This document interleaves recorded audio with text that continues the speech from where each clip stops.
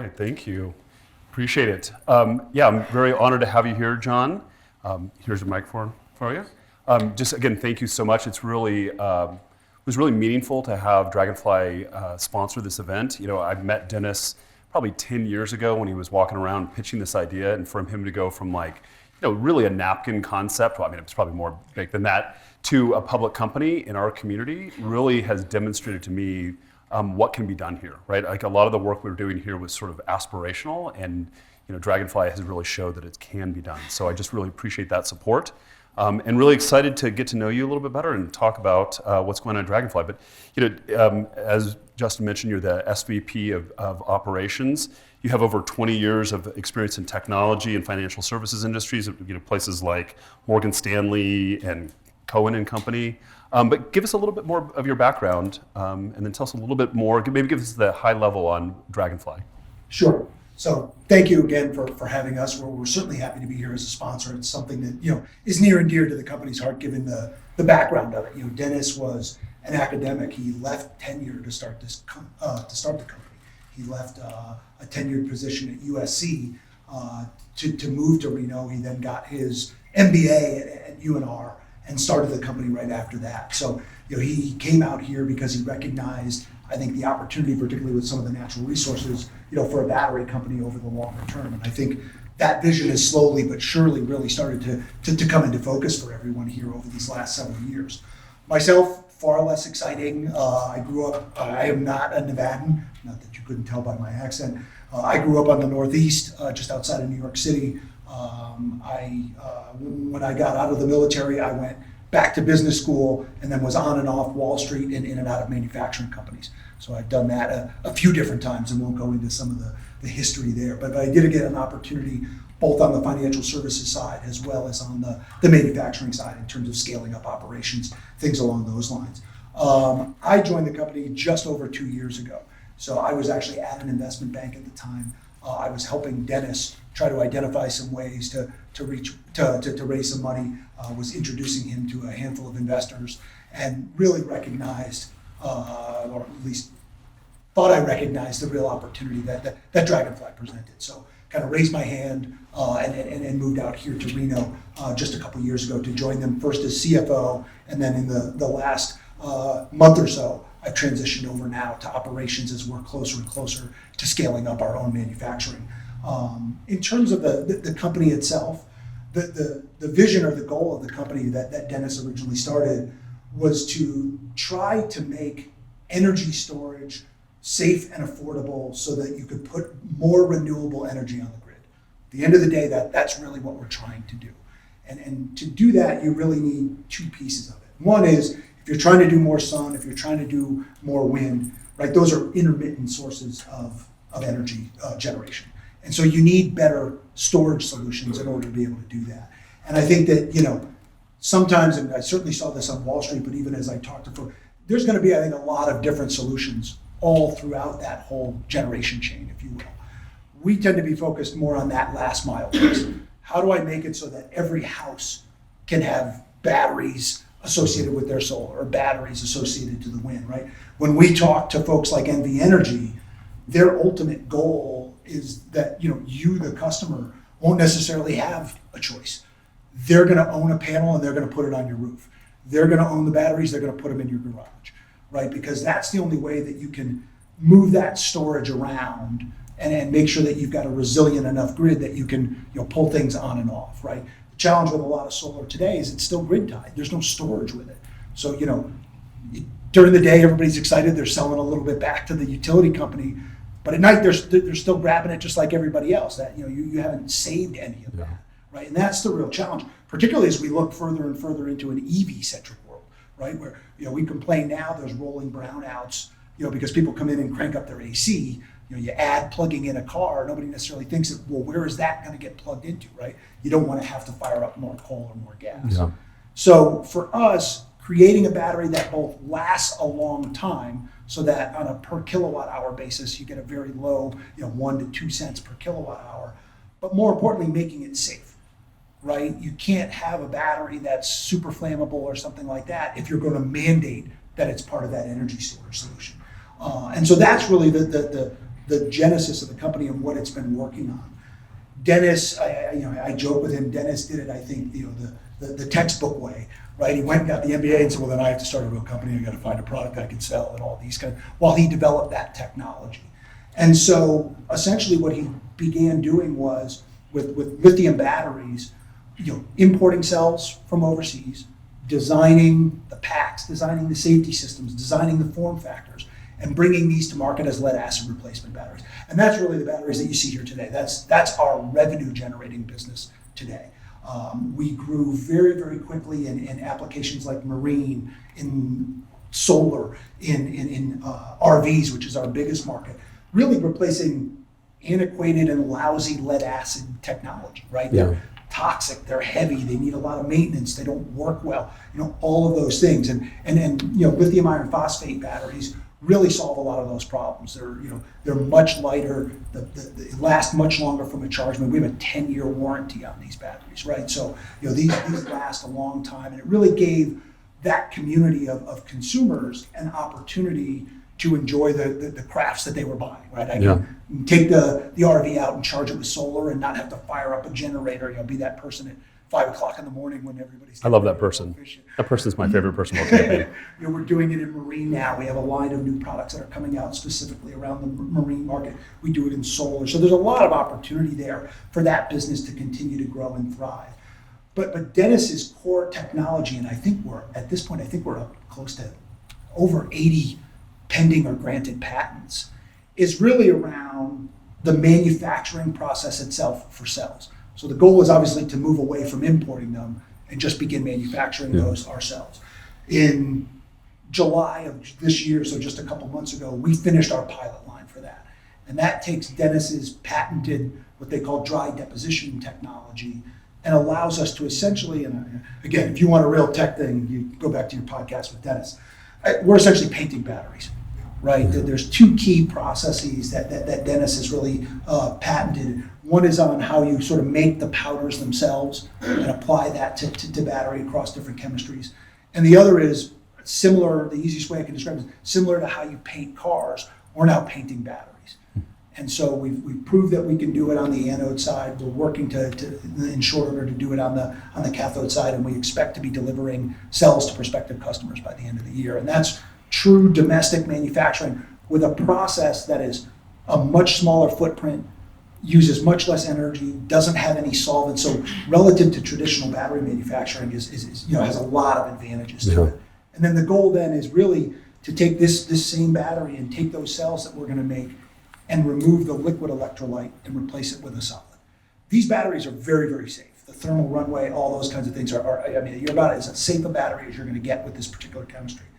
The challenge is that they are in a fire. Lithium fire is tough to put out, right? That's why you have a lot of restrictions on where these batteries can be and things like that. So the goal ultimately is to remove that liquid electrolyte, replace it with the solid, leave everything else the same, because again, it's for a storage application. We know these batteries last a long time.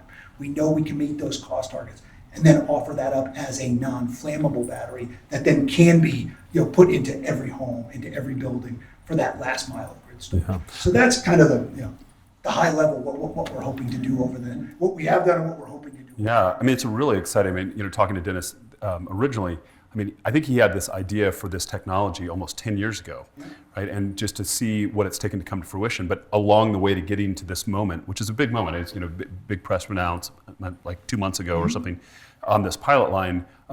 You built the number one brand in RV batteries with the Battleboard batteries, like taking and that's one. It just speaks to the credential of Nevada. Our state motto is the name of the battery, which I think is amazing. You talked a lot about, we covered a lot of high level around the batteries, but fundamentally at the core of your company is a clean energy company. Sure. Right, and so energy storage is important, but this technology has really revolutionized your ability to do that. Moving from lead acid into lithium phosphate, right? Lithium phosphate. Yep. So it sounds what you mentioned is kind of a whole new evolution, right? From liquid to solid. what is that? Has that been the original? Was that the original idea that he created? It really was. Is that a revolution in kind of the current state of battery technology? Because we want to talk a little bit about like where you guys fit in the whole landscape of that. Sure. And so I guess there's a few different places to sort of start with that, right? One is I think there is a little bit of a misnomer that all lithium batteries are the same, right? Yep. And they're wildly different chemistries, right? There's lithium batteries in your iPad, in our phones, in laptops. There's lithium batteries in EV cars. There's lithium, and all of those are different chemistries, Yep. right? So Dennis always really focused on storage, right? And that's lithium iron phosphate against graphite. Those are the batteries that we both import cells today and that we're looking to make over time ourselves.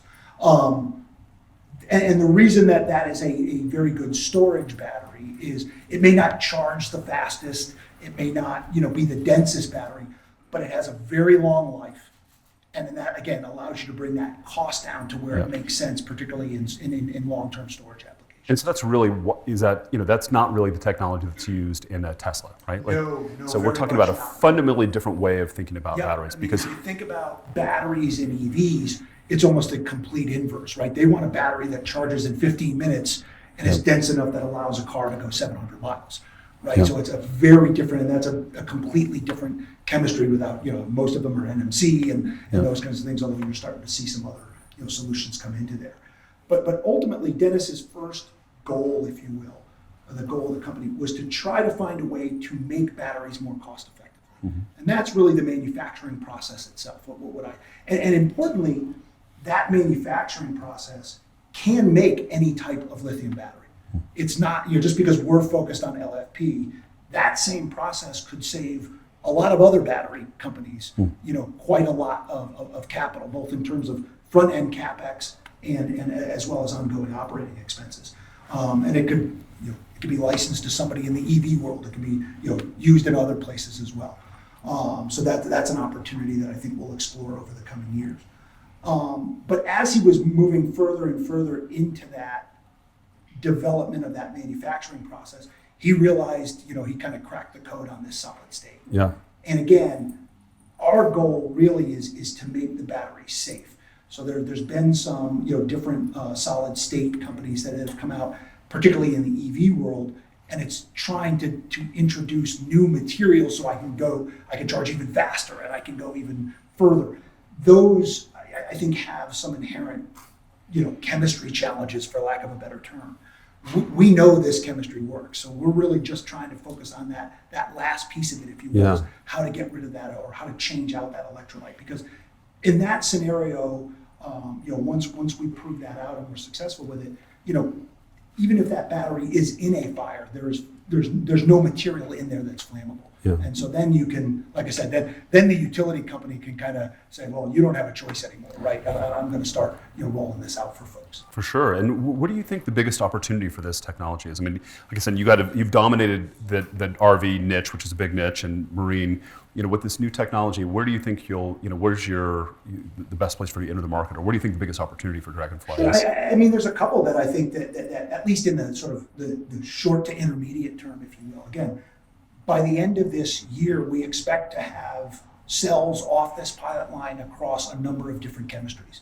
And I think that opens up to be a domestic supplier of cells, whether for our own packs, right, before we get to that solid state, that non-flammable piece, or for others, right, across different applications. So I think that cell manufacturing piece itself is probably the most near-term opportunity.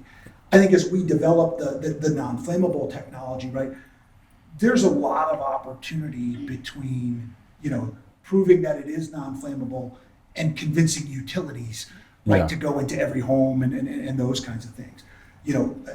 For that application, right, like I said, you need a 12, 15-year battery, which is what this chemistry provides. But there's a lot of applications between, whether it's, there's opportunities in the military, there's opportunities in, we do a lot in work trucks already, things like ambulances and fire trucks. And they're always very, very nervous with lithium because they carry oxygen, right? So if that fire starts, that sounds like a good combination for a fire. Exactly right. Yeah. So there's a lot of opportunity for a non-flammable battery in a more commercial sense, if you will, well before we get to the point where I think it makes sense for utilities. And I want to kind of double click on one of the things you said. I mean, domestic cell production. I got to imagine what percentage of cell production is made in the United States currently? Oh, it's very, very small. Very small. So this is actually a big shift, right? And most of that domestic cell production is focused on electric vehicles, right? That's really, I mean, you look at it, and more importantly, you look at the announcements. And this is why I think, again, being in Nevada certainly helps, but even longer term for Nevada itself. I mean, all of these auto companies have announced big partnerships to put in massive battery factories over the coming years, right? Whether that's 3 years, 5 years, whatever it ultimately winds up being. But, all of that, the hope, if you will, is that material is going to come domestically. Yeah. Right now, we have the ability to do that. We've got to, work maybe a little faster to complete that whole supply chain, which is why I like this Nevada focus, from the governor's office of closing the loop and some things along those lines. But there is if you tally all of that up, I mean, there's hundreds of gigawatt hours that are going to be installed over the next several years. Very little of it in storage, right? And that's, I think, where we can really differentiate ourselves quite a bit. Yeah, no, that's great. I mean, it's amazing to see American companies getting manufacturing again overall. I love the fact that, when I talked to Dennis before, he moved to Nevada because there was lithium here. He's the only person I've ever met that actually did that. And that was 10 years ago before it was cool to know about lithium. So, Nevada's well positioned for that. What about, recycle technology? I know you guys have some partnerships or work closely with either, Aqua Metals and Redwood. Like, what's kind of how do you see the recycled material? Yeah, and I think that's a big key to this closed loop idea, right? Is, it's funny, we're still so early in this overall shift to whether it's EVs or storage batteries or what have you, that there's not a lot of recycling material available. Yeah. Right? So, guys like Redwood or Aqua Metals are trying to find ways to get their hands on that recycled material to bring it in. We work closely with both of them. We actually just put out an announcement, I apologize whether it was either this week or I think it was last week, where we actually took recycled material from Aqua Metals, made cells and cycled them. Yeah. Right? So we actually did it completely with recycled materials. And that's the first time to my knowledge that anybody has done that. So, I think that becomes a bigger and bigger piece of it over time. I think there's a little more value in the EV battery chain with recycling. The nickel and the cobalt, those things are far more costly metals, and in some cases you don't want to have to remine them. Where lithium is a little less so, but I think all of it is going to become critical over time. Yeah. It may take 15, 20 years before those industries really get to sort of true capacity and all these batteries start to cycle through that way. But I think that's going to become a very, very important piece over time. Yeah, I just think it's great that we're setting up. It's like one of the first regenerative business models, right? Like it goes out in one form, comes back, and we get to reuse most of it. We're taking it out of the ground here. Like I said, it comes all the way back to us, from the recyclers. So what do you think are the big hurdles to more mass adoption of storage solutions? I mean, it sounds like safety. You keep talking about safety. Is that one of the key ones? Like, what are the key things that are standing in the way of mass adoption? Sure. I think part of it is that misunderstanding about lithium batteries in general, that they're not all the same, right? We have an in-home solution that we call the Battleborn base station. That for argument's sake is the competitor with Tesla Powerwall, right? But again, very different chemistries within those, right? So it's they're designed for different solutions, right? And so I think over time, as that starts to shake out a little bit, that'll make it a little bit easier. But I think as a country, right? You look at the Inflation Reduction Act, and they're certainly trying to incentivize more of this to stay local. But part of the challenge is we don't have the infrastructure as a company between, as we're taking that lithium out of the ground and it comes back to me as material that I can actually use, right? That whole part of the supply chain is missing. And that's not a Nevada thing. That's a North America thing. It sounds like an opportunity. Right. Entrepreneurs, right. You got to build it sounds like an opportunity. It all went overseas.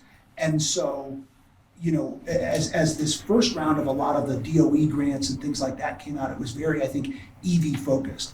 And I've been very encouraged as you're starting to get this second round and third rounds coming out. They're starting to, I think, recognize that and try to focus some of these investment on areas that I think are more, if we really want to get to, quote, energy independence, We need all of that, not Yeah. just, okay, we've got some raw materials, right? Today, if I were getting all of that, out of the ground locally, I'd have to send it overseas to get processed and then bring it back again, right? And so the hope is, as a lot of these mines in Nevada start to get to real production levels, we'll have some of these other, steps along the way that are required. And again, we can, whether it's all here or, you're seeing more of these auto companies announce that they want to do some of this, closer to where they're putting up battery factories. But I think that's a big piece for the country as a whole, to not just focus on, we're going to make a battery plant, we're going to do an EV plant. It's got to be on the infrastructure that supports all of it. Yeah, and you mentioned before the kind of the Nevada lithium loop. Maybe you can give a little bit more, background on what that really is. I don't know how familiar people are with that loop, and kind of what's Dragonfly's role in that whole. Sure. So we're we joined the Nevada Battery Coalition maybe start of the year, or somebody will correct me if I'm wrong there.